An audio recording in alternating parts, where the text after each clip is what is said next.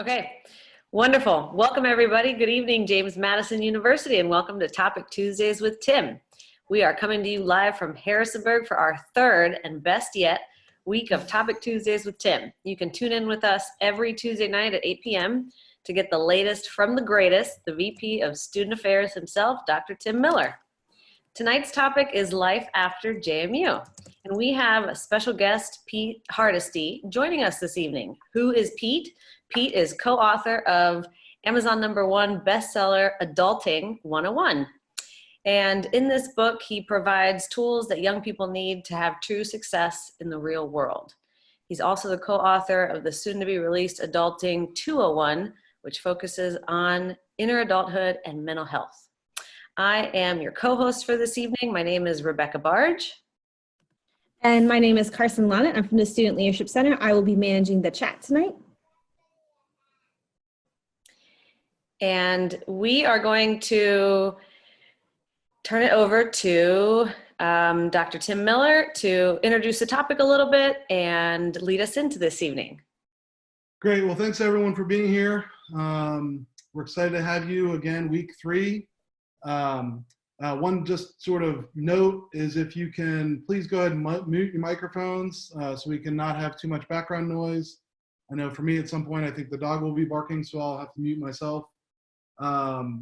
And I'll just jump right in. So a few years ago, I was in my office. At the time I was in a cubicle, and 2 of my employees who just started that year came by and they said, and I quote, "Since you're the most adult we know, we want to know if you could help us with some questions."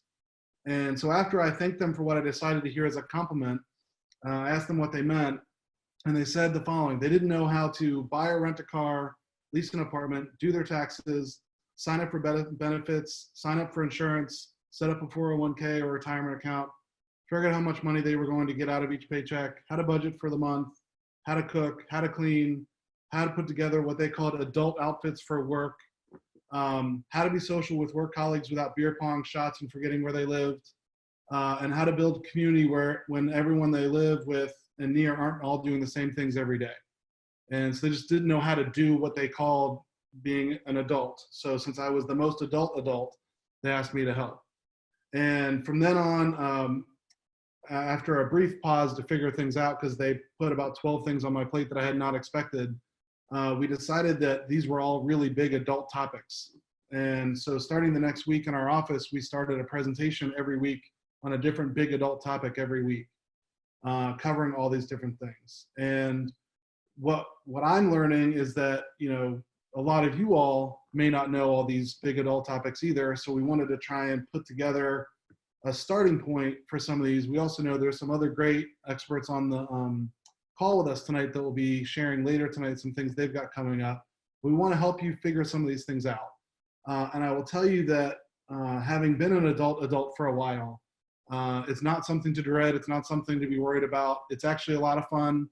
It might not look like fun when you're in college, but it is kind of fun to be an adult and figure this stuff out.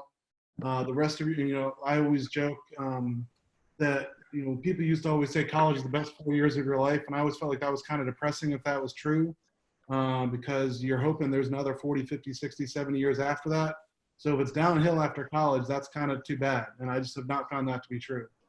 So that's my brief opening. I want to really spend the time giving you our star of the show tonight, Pete Hardesty, and I'm excited to have him here with you all.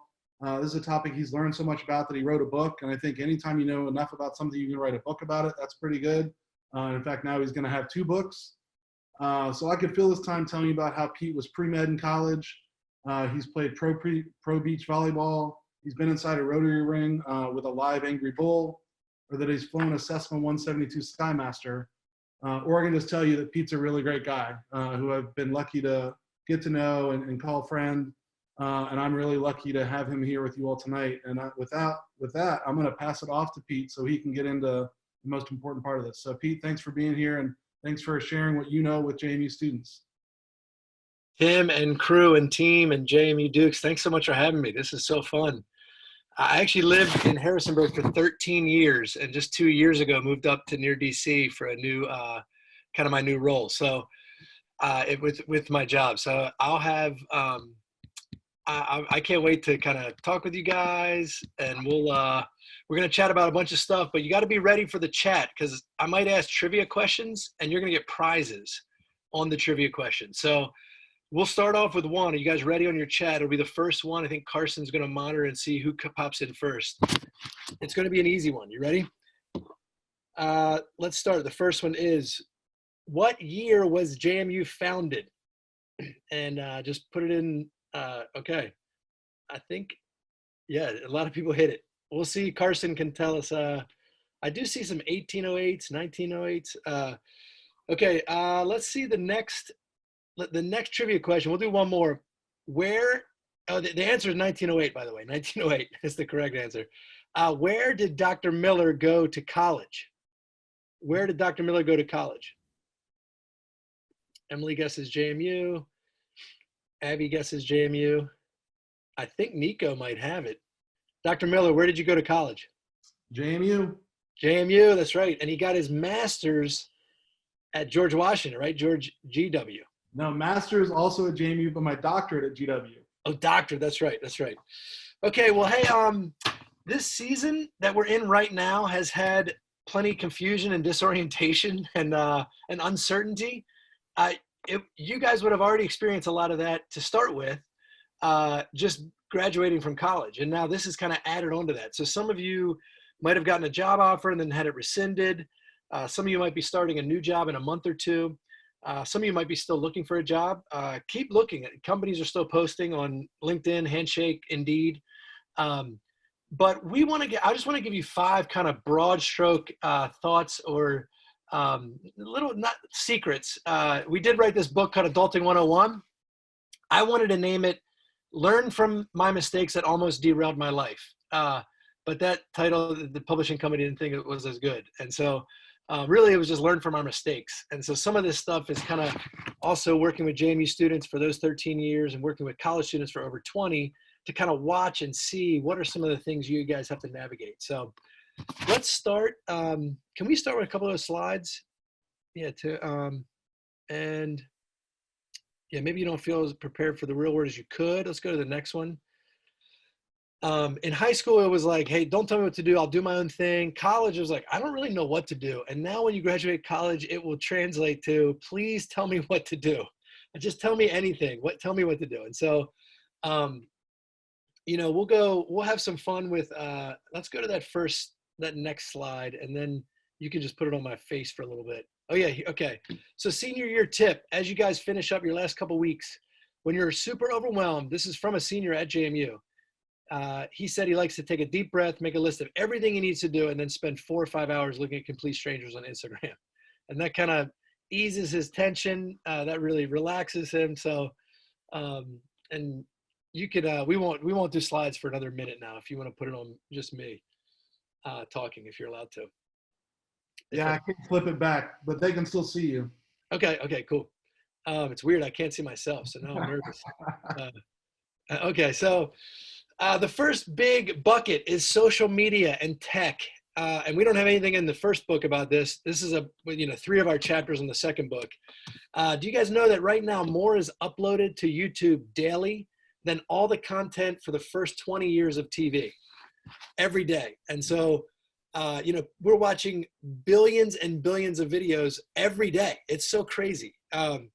So this is really important. If we need to learn how to control our tech and control our social media, or we'll die. It'll kind of invade our life and kind of get into reaches in our heart and our life that we actually don't plan for it to do. So I want to show what I think to do, is maybe the most important button on your cell phone is this scroll down and then this airplane thing right up at the top. If you'll do that from time to time every day, I promise you, you will accomplish so much more of what you're trying to do. Because right now, the distraction level of all of us, we can't get anything done. And every time we stop and pause to even check a text or a social media notification or something, it derails us. It derails what we're trying to do. So And let's say for, I don't know why I keep looking at Instagram or Facebook or TikTok, because I don't feel good about myself after. It's the weirdest thing. I'll look at it all day and look at it. Actually, and let's put into the chat, what is your go-to, what's your number one social media platform? Mine is Instagram. I know that this won't be for a prize, but what's the one you use the most? I know some folks, it's Facebook, Instagram, TikTok, some for Twitter if you're kind of a news junkie. But let's take, for instance, Instagram. That's my favorite. Let's say you follow 730 people, which I follow a bunch more. If you, that means every single day of the year, 2 of the people you follow are having the best day of their entire year. And 61 people are having the best day of their entire month. So one of the best 12 days of the year. So that means every day that we take the phone and we're looking, 63 people are having either the best day of their year or the best day of their month. And you post a lot more when you're having these great days, right? Like you post, and so we're looking at people's best days, even though we're kind of comparing it with our everyday life, which is not that spectacular if you're anything like me. So a couple tips and tricks, and what that does is it actually tells us subliminally and unconsciously and subconsciously, guess what? Your life's not that great. You're kind of boring, because we're looking at people that are having the best day of their year over and over and over again all day. And so comparison will be the thief of joy, and it'll be the death of us. So trying to control and learn how to control your tech. I just have 3 or 4 things that have helped me a ton. Don't look at your phone the last thing at night. And don't look at it the first thing in the morning. We'll talk in a minute about habits. Don't keep your phone in your bedroom overnight. This is huge. Get an alarm clock and have your phone outside in your kitchen or living room charging. And then schedule times through the day when you can when you can actually use social media. If you're constantly on it, especially now when you have all day, it'll take the entire day. So what I do is I have an hour here and I have an hour, I call it the golden hour in the evening, when I just get to go crazy on Instagram or Facebook, or even I do Snapchat a little bit. I haven't gotten on TikTok yet, and then lastly, turn off all social media notifications. Turn them all off. You'll never, I turned them all off for Facebook and Instagram, and it was like, all of a sudden I felt this easing of my anxiety and where I was. So just a couple of thoughts about social media and tech. There's a lot more to think about with that. So let's talk about habits, a second thing, for a couple minutes. You've heard maybe the quote that you will become your habits, or you are your habits, because it's really what we are, the unconscious things that we kind of have in our loop that we do. But habits are so important, because I want you to think of let's close your eyes for a second. And I want you to imagine a greenhouse, one of those things with like glass and it's got plants in it and stuff that's growing. And I want you to think, why do greenhouses work? What do they control in there? Why do they help the growth, right? They have the right amount of light. They have the right amount of the right temperature, the right moisture, fertilizer, soil, all that stuff. But what it is optimum conditions for growth. And so as you make this transition from college into the real world, the thing that will kind of determine who you are in 3 years or 5 years or 10 years will be your habits. And you have a chance right now to set your habits up for optimum growth, to become who you were meant to be. That's the fun part, right? I mean, we're not doing much, right? Like most of you, we can't work, we can't, most of us, you're finishing up classes, but really it's the last couple of weeks of the semester. And so what will make the biggest differences in your life? And I have 3 or 4 things that I think have disproportionate impact to who we are and what our life is. Number 1 is to get in the habit of making your bed. It's really weird, but scientifically it's been proven that when you make your bed, you're actually more productive. You've actually crossed something off. And I know I wasn't a big bed maker for a while, but you cross something off that list. You check it. You start your day with an accomplishment that takes about 10 seconds.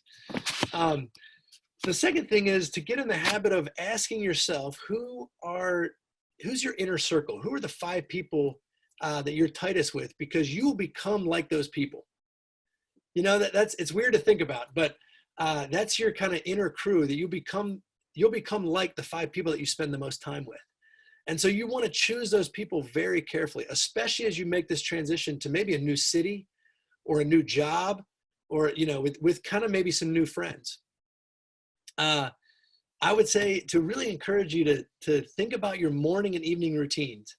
This last year was the first time I ever thought about my morning routine seriously. It's crazy. I never really paid much attention. I get up, I'd have breakfast, I might do a little meditation or reflection or reading, but I never really thought about it. You have the unprecedented opportunity, maybe for the next couple months as we are sheltering in place, to think about your ideal morning. What would be your absolute ideal morning? And then to try to work towards it and to write it down. You know, it's a working document. And then get up and try to work towards that, because your morning routine will determine who you are. One of those things that will determine who you are in a year, in 3 years, in 5 years. And so, you know, do I get it every morning? Of course not, right? But I get it 3 or 4 mornings out of the week, and that's better than 0. And so, and we can talk more about what that could be, your ideal morning, but there's a book called Miracle Morning by Hal Elrod. I just cursed, sorry. Hal Elrod. Called Miracle Morning, that he has kind of an acronym that I've based mine around called SAVOR. It's basically silence and solitude. In SAVOR, that's the S. A is affirmations. Remind yourself who you are. V is visualization. You visualize what you want to do that day. What's the most important task to accomplish? You visualize it being a great day. E is exercise, very important. It might be 2 minutes of exercise. It might be 30 minutes, depending on your schedule. R is then reading, and then I add an S with scribing. I try to write every day for an hour. So I think that might be it for habits. And then lastly, the books, music, podcasts, social media, articles. What are you taking in? What are you eating? What are you ingesting? Because it does kind of change us, right? It does. So I would also encourage you to get in the habit of reading. There are very, very few leaders in the world. There are very few men and women who are really making a tremendous impact that aren't really in the habit of reading. So I'd encourage you for it. So, okay, we're 2 down. We're 2 down. We're going to hurry up a little bit. The third one, yeah, let's do a couple slides. I think that we have some fun ones. What's that next slide? Yeah. This is how the first 2 years out of college will feel. When you were little and you'd fall on the trampoline, everyone keep jumping and you couldn't get back up. You're just kind of like, you know, that's what especially that first 6 months out of college feels like. Everything kind of shakes. Everything changes. And so it's okay to be a little disoriented. It's okay that it's not okay. And one thought too is that you're going to have a friend, I promise you, that looks like everything fell into place for him or her. It's like, you can't believe it. They got the right job. They have these great friends. They go on these amazing vacations. They make a lot of money. They're getting promoted, all this stuff. We just have to remember that social media is an image curation, right? There's not as much reality going on. We all do it, right? There's the difference between tagged and profile pics. Profile pics, we look like supermodels. It's like, boom, Louis Vuitton, we're on the runway. And then tag pics, we're like, we look crazy. And we're like, I can't even make that face. How did I get tagged that way? So just remember, it's okay. It's not a comparison game, because there's going to be different things in different chapters for everybody. So, all right, Tim, let's go to that next slide. We'll go a couple more. Yeah, college is like losing your mom in the grocery store for the rest of your life. It's not, not that bad. It gets better than that. All right, let's go to the next one. Let's see if there's another one. Okay, yeah, we'll go to finance. We'll go to money and talk to you for a couple minutes. Let's play a game of Gen Z Monopoly. The rules are simple. You're going to start with no money. You can't afford anything. Everything's your fault. And for some reason, there's a pandemic. The board is on fire, right? You can't even leave. You shelter in place. You can't even go move to that new job because you have to stay in your home because there's this crazy virus around. So it's felt like it's a crazy time. But I'm actually so curious to see what happens with you guys, because to navigate this it's hard for you, but you're gonna make it through, because we know you. And if you're at JMU, you're on this call, you want to learn, you're going to make it through. And this could be a defining moment. It could be a defining month or two as we wrestle through this. So, all right, let's go to what's the next one? Let's go to one more slide. Okay, yeah. So as we talk about money, this is a quote by, someone who was so glad that they learned about parallelograms instead of how to do their taxes, because it's really come in handy this parallelogram season. The last week before taxes are due, I know we've got an extension. So all right, let's talk about money for a second. And we'll only do 4. We won't do 5 big topics. So we're more than halfway through. Money will not be able to buy you happiness. But mismanagement of your money can cause you a whole lot of pain. Okay, so like in college, for me, like money management was, can I save up enough to have Chipotle twice a week? Or like, how many times can I get to go buy Strites donuts, or, whatever your treat is? And looking at my college bills is the same as like playing a game of Monopoly. Money didn't have a ton of real meaning or value.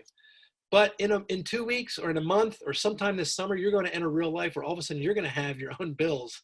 You're going to have actual money responsibility. So I want you to take 10 seconds and just reflect on this. As you grew up in your family, what was your family's outlook or perspective on money? Just take 10 seconds. You don't have to put it in the chat because that's a little bit of a personal,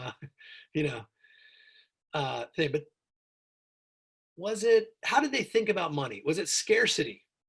Was it abundance?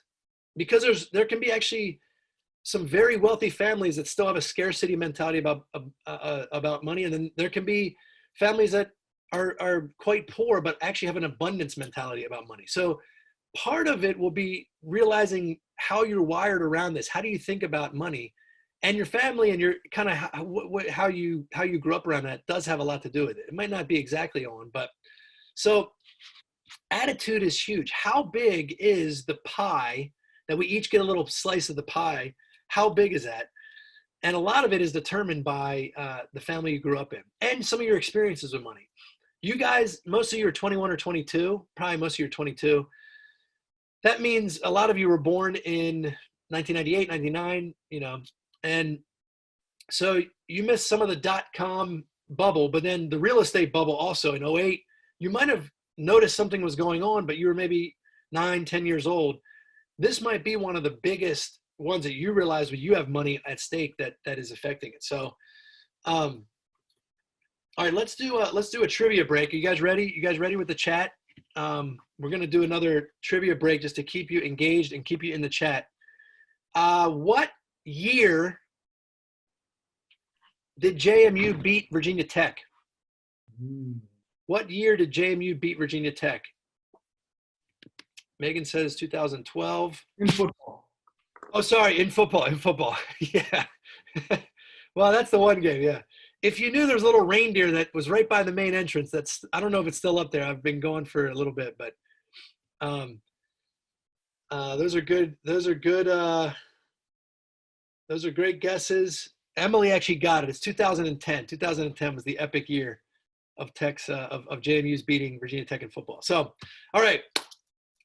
For money, everyone leaves behind the same amount of money. All of it. You leave it all behind. And so one of the big shifts that you'll have to make as you start to make some money, some of you guys already have jobs that you're lined up, and some of you are still maybe looking. One of the big shifts will be that all the money that you're going to earn is not actually yours. You're a temporary steward of this money. And so it's crazy, right? It's like we don't know how to really figure out how to deal with this money, because I have money in my wallet right now. It feels like it's mine, but it's actually not. We are temporary stewards. We'll move money around because when we die, it stays. It goes away. And so one of my mentors would always ask me, he'd say, Pete, you ever seen a hearse pulling a U-Haul? And I would say, no. His name is Jack. I'd say, no, Jack, I haven't. That's kind of a weird question to ask. He'd say, of course you haven't, because naked you come and naked you go. So you better figure out what matters in this life and give yourself to it. And he was a very, very wealthy man, but he would say, and trust me, it ain't money. Now, I actually, I think money gets a bad rap sometimes. It's not neither good nor evil. There can be a lot of good that's done with money. But I want to give you a couple of just guidelines to start off with that we can't do money in 4 minutes, but I do have maybe a resource and maybe I can send to Tim or Carson and maybe they can post somewhere. That's the top 10 things for money to think about right when you get out of college. And it goes into detail about what investments you should make, how you should set up your emergency fund, what you should do, is if your job is matching, should you match it? Should you do the matching? Which is yes, of course. But I will say you want to go to war with your debt. I don't know if you're going to graduate with any student loans or any other type of debt, but whatever you do, go to war, avoid debt like the plague. And if you have some, that's okay. A JMU couple that graduated 3 years ago just got married this past weekend. They snuck it in before the big shutdown. And they're both dear friends of mine. And I've asked their permission to share this. Melissa is her name. She graduated with $115,000 in student loans from James Madison University. I don't even know how she, I didn't know it cost that much, but she was out of state. She's from Delaware. And she had anxiety. She had like tightness in her chest. She felt this weight was pressing down on her.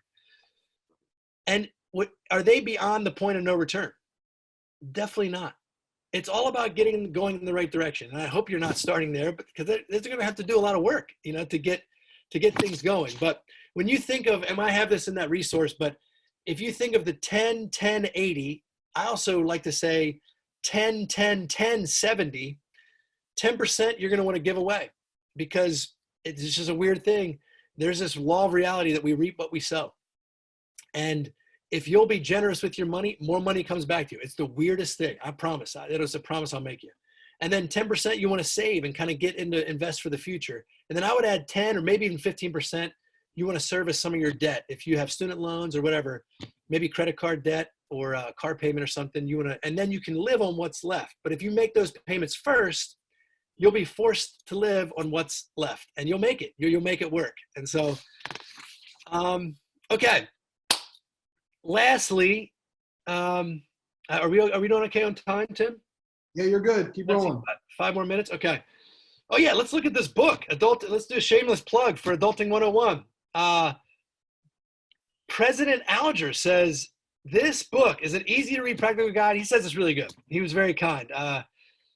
So to have an endorsement for it. So, all right, the last section, I just wanted to give some tips, tricks, life hacks. Okay, we can do this first. We can do this now. If you want to pull out your phone, you can actually get the first 2 chapters of this book for free, and then see if you like it, and then you can buy it on Amazon.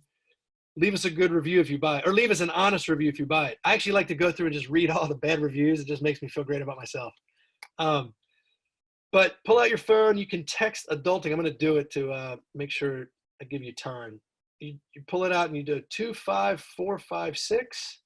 Hit that, and then in all caps do adulting, and then send it. And it should then give you a little like prompt, and then you enter your email, and then they'll email you those 2 chapters. But what's the next? Do we have any more slides, or is it just the last section? What do we have in there? Oh yeah, okay. If you guys have any questions about this or want to ask more about it, please, Instagram's probably the best one I'm most responsive to. So hit me up on that, DM me, slide into the DMs, and ask me any questions. I'm glad to help. But okay, let's just put it back to me. Enough slides. Let's just do some tips, tricks at the end. Some thoughts that would help, I think. One, this is another habit one. Get in the habit of writing handwritten notes. They are gold right now. One of my guys that was at JMU when I was working there, his name's Bryson. He's in dental school up at Tufts. We would meet regularly, and we did a mentoring thing about writing notes. I brought some notes. He wrote them to some people that day. And one of his roommates' parents had taken him out to dinner at a fancy restaurant. I think they went to Taste of Thai or somewhere, when parents come in town, a lot of times you get to go out to eat somewhere nice. And they took his whole house, which he lived in, or his whole, he lived with 6 or 7 guys. And Bryson wrote a handwritten thank you to the dad came in town. And he wrote a handwritten thank you to the dad. That was in the fall.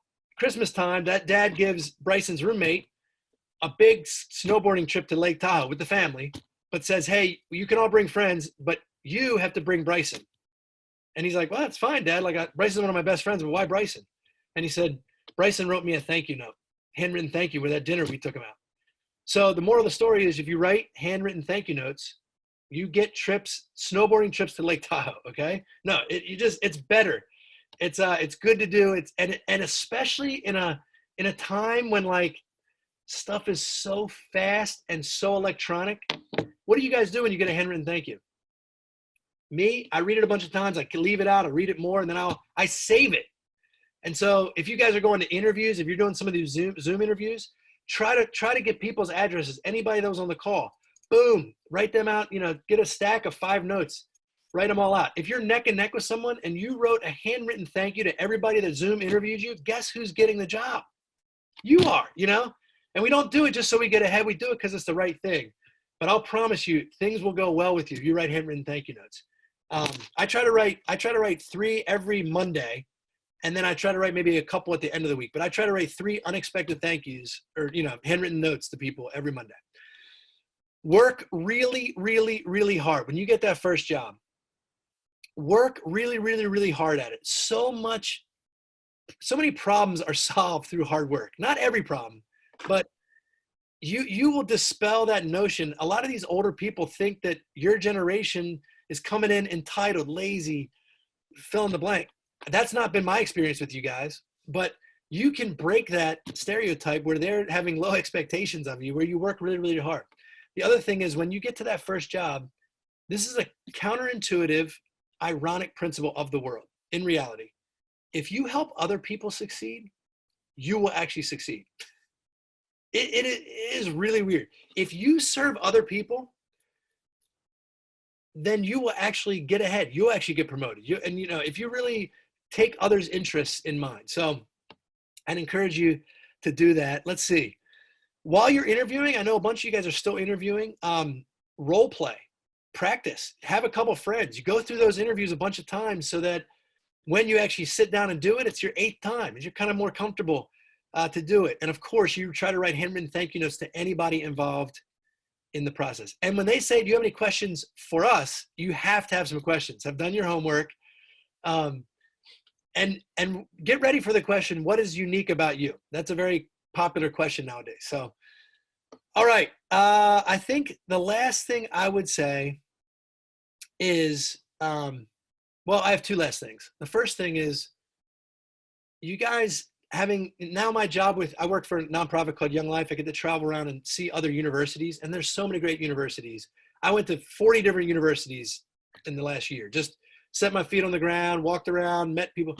JMU is incredible.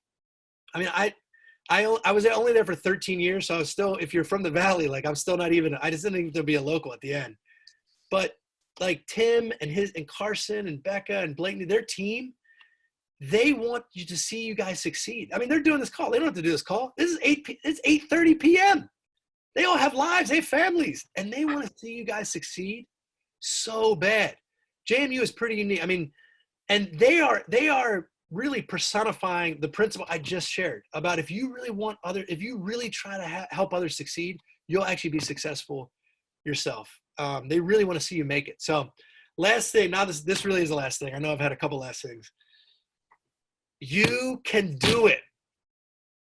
You can really do it. Like millions and millions and millions of people have done it before you.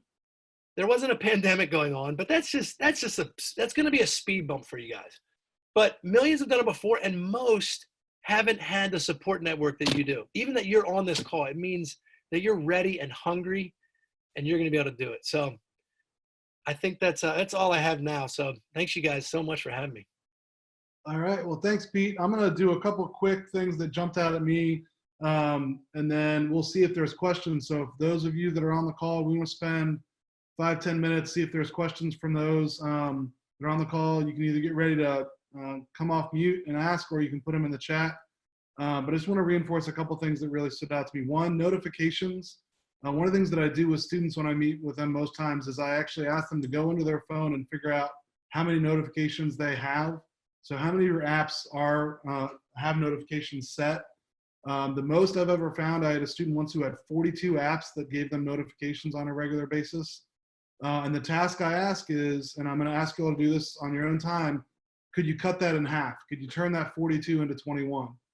And then, and then I honestly ask you to cut that in half again, and you get that 21 down to about 10. And then give that 24 hours and see what your life is like. See if your life is better. And it usually is. I remember one of the students said that they had the Domino's app, and all it did was tell them when they were close to a Domino's.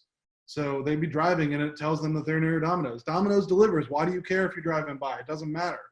But we've given ourselves up to these apps and these notifications in our phones. The phone is supposed to serve you, and in many ways you're serving it. So I really appreciate Pete's comment about that, social media in particular, but also just in general, how we've given ourselves up to the phones. The other thing I think about is, if you remember the first year of high school, you remember your first year of college, again, something Pete said, everyone else looked like they knew what they were doing. None of them had any idea what they were doing either. And I hate to tell you, this is freshman year again. And everyone has no idea. But it'll be okay, because look at yourselves now. Those of you that are maybe sophomores, juniors, seniors, you figured it out. You survived. And you'll do that same thing again, but you'll be even better because you've already done this twice. So this is not your first time. This is your third time being a first or a first year.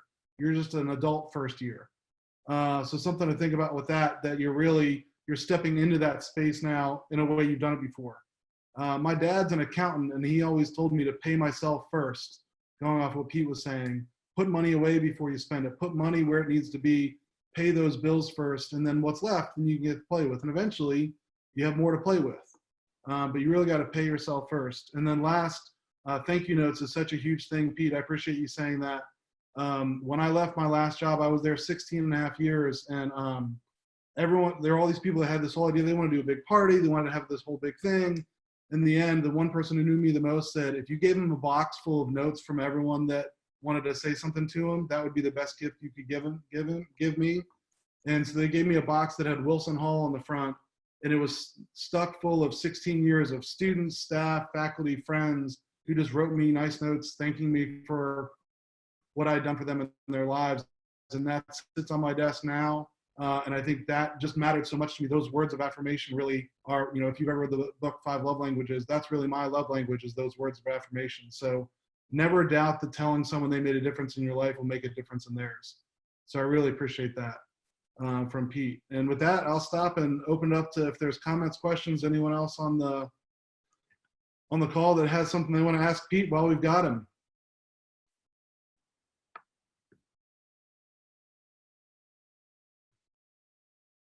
They're sometimes shy, Pete, so. Looks like there's one in the chat from Emily. What was the hardest thing about writing a book? Oh, man. there were a lot of hard things. About the process was just the discipline of actually writing. I've heard that everyone has a book inside them. It's just trying to figure out how to get it out. But man, I don't think I did have one inside of me. It was like, how can I talk about the mistakes I've made and help other people learn? And then once it's out there, it's kind of like some of your art, or you've created this thing, and like, if you go on Amazon, there are some rough reviews, and I'm kind of like, well, we gave it our best shot.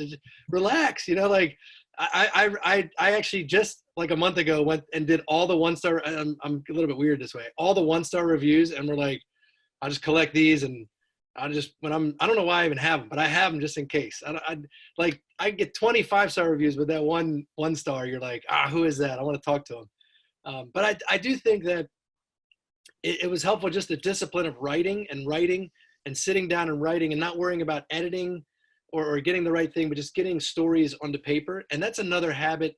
Tim kind of mentioned it as far as journaling. I just read literally today an article from Harvard Business that said, if you want to be an outstanding leader, start to journal. And I was like, I journal some, very irregularly. It's like, but I want to be an outstanding leader. And I think that's just the discipline of writing, of thinking. It helps you be more self-aware as you think back. If you do it at night, you think about the day. If you do it in the morning, you think about the day before. How did I feel? What did I go through? Why did I feel like that? You start to almost it forces you to be more self-aware and reflective. So those are, I'd say, the two hardest things is the process, the actually discipline of sitting down and writing, and then the also having everyone available to review it. Pete, looks like you got another one. What is the biggest financial mistake you see people make out of college, from Megan? Yeah, Megan, that's such a great one. I think going into any more debt, credit card debt for sure. Credit card debt is vicious. I mean, credit card companies are not there to help. They are like, student loans is one thing, you kind of got something from it, but credit card debt is, I would avoid it like the plague. And it's okay. You might have some right now. Okay. Do whatever you can to get out of it. Attack it like it's an insidious evil trying to wring your neck. Go at it like that. And then I think also knowing the second mistake I see is not starting to invest, because you guys have something on your side called time, and this big market, I mean, basically crash, you're going to start investing when things are actually low. It's good. You want to buy low, sell high. You're going to buy low, because the last couple of months have been this nosedive. So I think, avoiding credit card, getting into credit card debt, and then also not getting in the market, because it's all about time in the market and investing. Not necessarily, how much I invested because I worked for this nonprofit this whole time after school, after college. I invested $20 a month in my investment accounts. My financial advisor his computer program didn't even do it. He had to do it by hand. He was like, that amounts too little. It starts with 25. I'm like, that makes me feel great, But I'll tell you, I've averaged $40,000 over my 23 years, which is not much. A lot of you will get a job that pays more than that right out of college. And I will be a millionaire coming up sometime soon. And I'm only 44. So it's all about time in the market. Yeah, and I would just add to that, my dad, the accountant, sort of right when I was graduating college, showed me the graph of, if I put in $2,000 in an IRA now at 22, that it would be $948,000 at 65. Right. I still didn't do it, but I really appreciated the effort. Yeah. And then the other one, going off Pete, if someone offers you a T-shirt to sign something for a credit card, I promise you the T-shirt is not worth it. There's no T-shirt worth that. My first credit card was through my fraternity, and it was 16.5%, which, if you don't know what that math is, don't do it. Just know you should never pay it. So there's no credit card worth a T-shirt. So don't do it. Fight that effort. Pete, let's see if there's one more, and then we need to pass it off to some of our other colleagues here that have some things to share. Anyone else have something they want to ask you before we move on? Hey, Pete, I have a question for you. Seeing that you work a lot with a lot of different college campuses, and I think we can all agree that JMU is a very special place. How can we kind of discern between feelings of not wanting to leave the college lifestyle and college experience, and just being in that campus setting? How can we discern between that feeling and then the feelings of like, maybe there's a calling there that I should work in a college campus setting for my career? Gosh, Chase, that's a good question, because most people have these great experiences, right, at JMU, and a lot of it is the culture and the staff and crafted and the place and the history. I think one thing is it's okay to experiment a little bit. It's okay to kind of walk down a couple roads.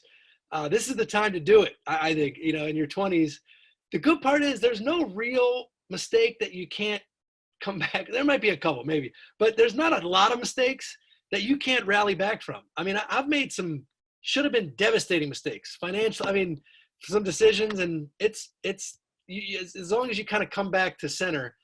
I will say the great part is wherever you go, though, because of your experience and your transformation at JMU, you'll actually be taking that with you.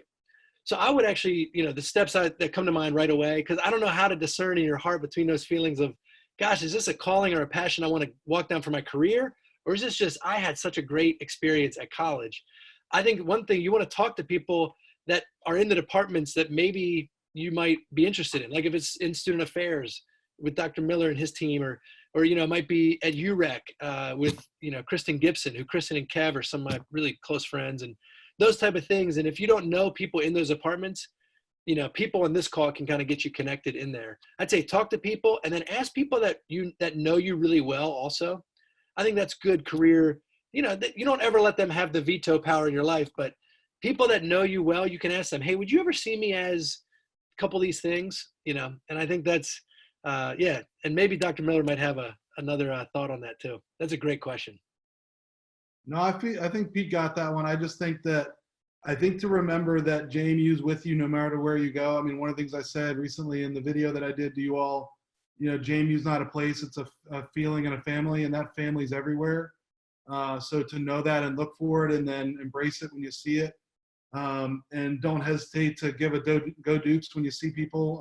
On my student advisory board yesterday, a student was talking about how she was running down the street and saw a guy with a JMU sweatshirt on at his house, and she didn't say anything because she wasn't wearing any JMU stuff. I'm like, just throw it out there. I mean, the guy's going to respond. He knows what he's wearing.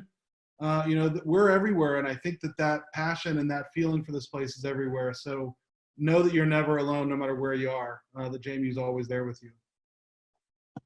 Thanks, guys. So, all right, we've got some other friends that we're going to ask to dive in here. I think we're starting with Jeremy.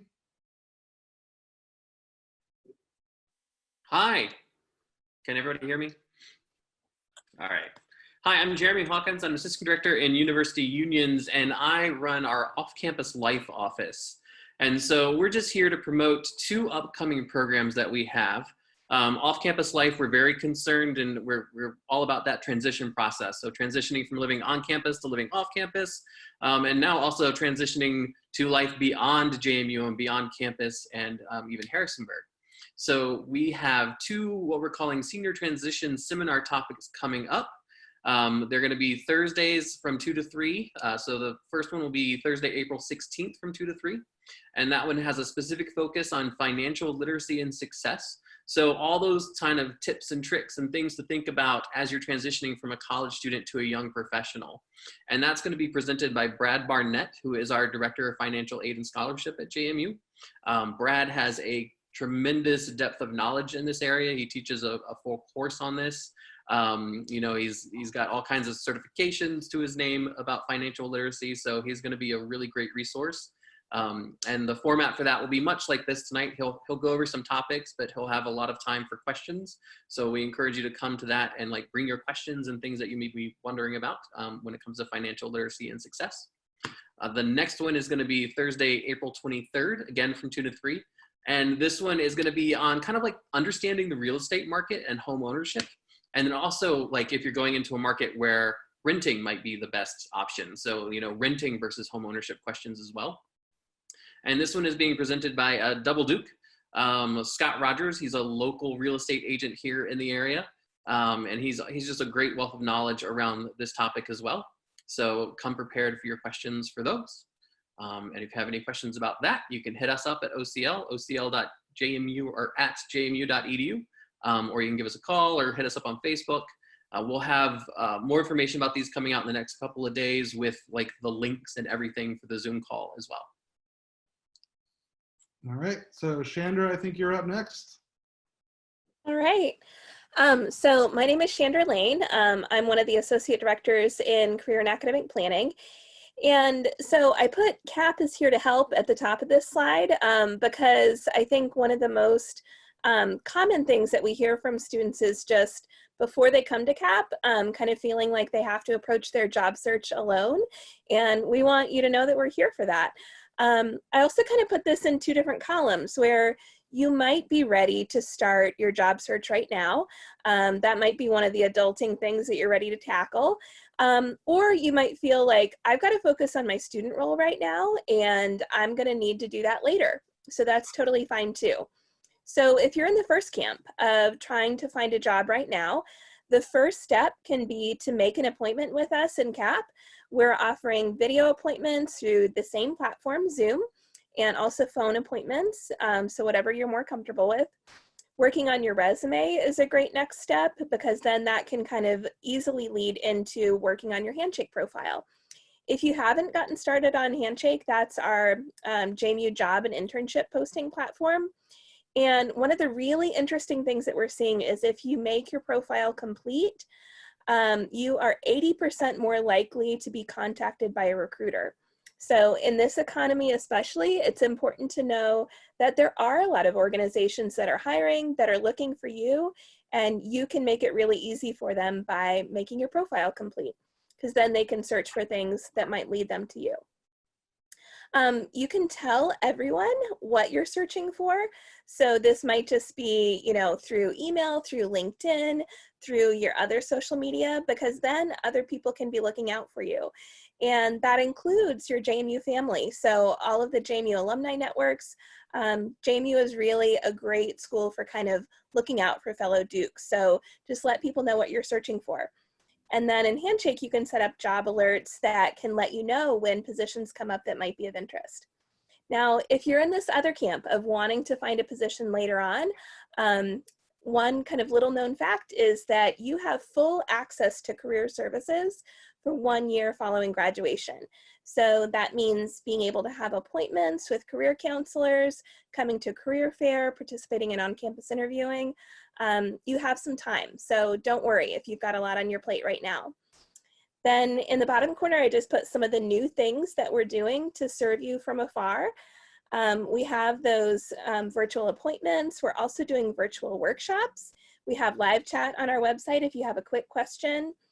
And Interview Stream is a way that you can practice interviewing from home with a webcam, and lots of advice on your search. Let's see, Carson or Tim, will you go to the next slide too? Okay. Then here's just a visual of some of those resources on our site. You can see some of the programs that are coming up. Some of them are chances for you to connect with employers that are hiring. And some of the webinars are just about your overall well-being. Things about mindfulness, things about, you know, creating a personal brand. So there's a real mixture of things on the CAP website. You can see that chat window that pops up on our website, and then Interview Stream, that's just the platform again where you can kind of practice interviewing. But we've put a lot of advice that's specific to what job search looks like right now, because you're also more likely to be doing video interviews compared to other formats. So bottom line, we're here to help. Let us know at cap@jmu.edu if you have any questions.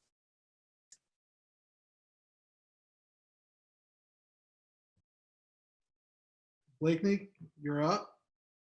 Hi, my name is Blakeney Hartka, and I work as a coordinator in the Office of Alumni Relations. So we work alongside the JMU Alumni Association, and I just wanted to share some ways that you can get connected with the alumni that we have in the future. So biggest thing I think to keep in mind, we hope to have you back really soon with homecoming. So that's going to be November 6th through 8th. There's actually going to be events that whole week long, but that's kind of the weekend date. So definitely come back.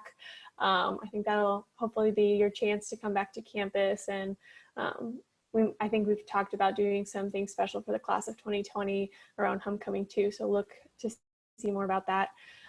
Yeah, I think one of the biggest ways to get connected is we've got over 50 regional chapters across the country. So wherever you end up in the coming months or in the future, definitely consider joining a chapter and just like seeing what they do. That's anything from watch parties for games, different events throughout the year.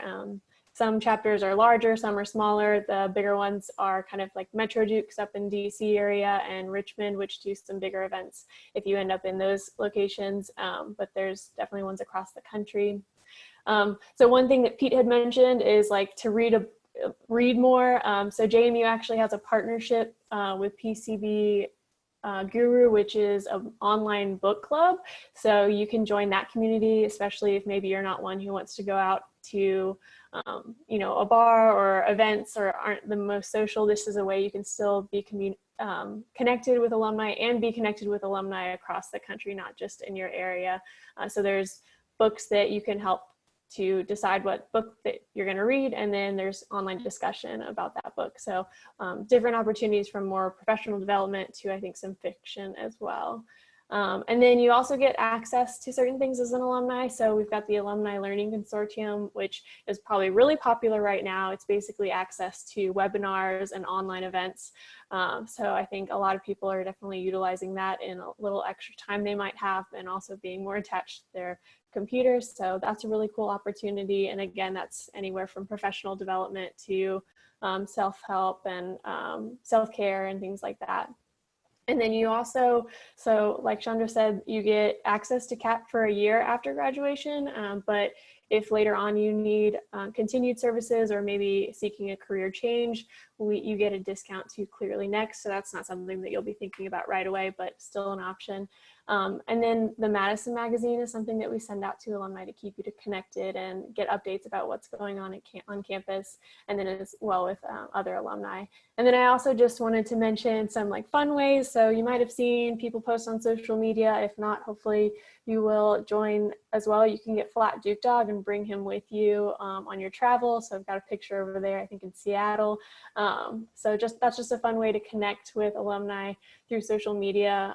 And then another way is to get a license plate. You've probably seen people have license plates. That's just kind of another way to show your spirit and pride. And the cool thing about that is it supports student scholarships. So lots of ways to get involved after graduation, but definitely come on back to campus and stay connected to the over 140 alumni that, or 140,000 alumni that we have to connect to. So thanks for having me. And you can go to our website to learn more about all of these resources. Great. And then Carson, I think, is this one yours?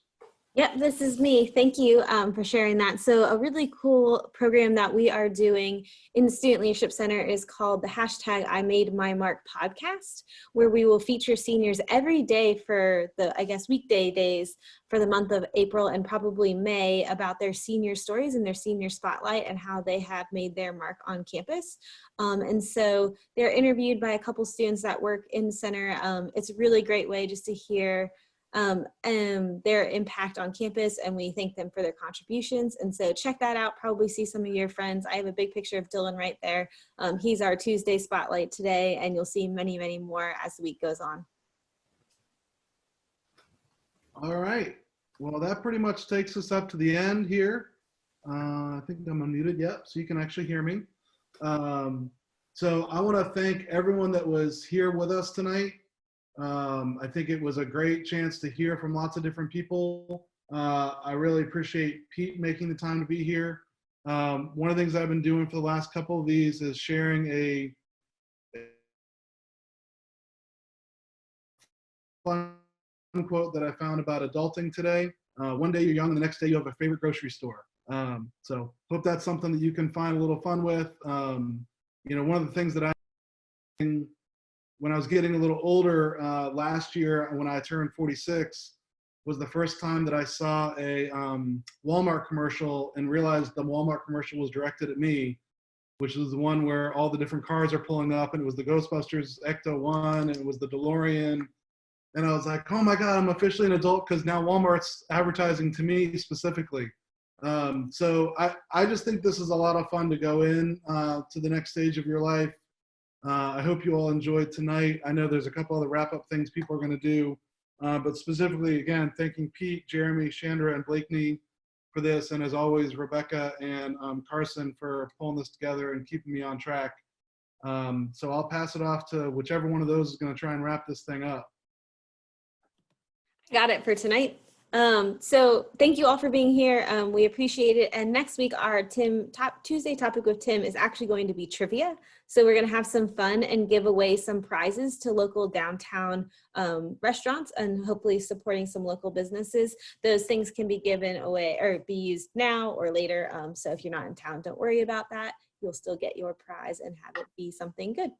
So Tim, if you don't have anything else to add, we'll probably go ahead and close off that call. Make sure you check out Dr. Miller's background before we leave tonight, and have a great evening. Happy Tuesday, everyone. Thanks, everybody. See you next week.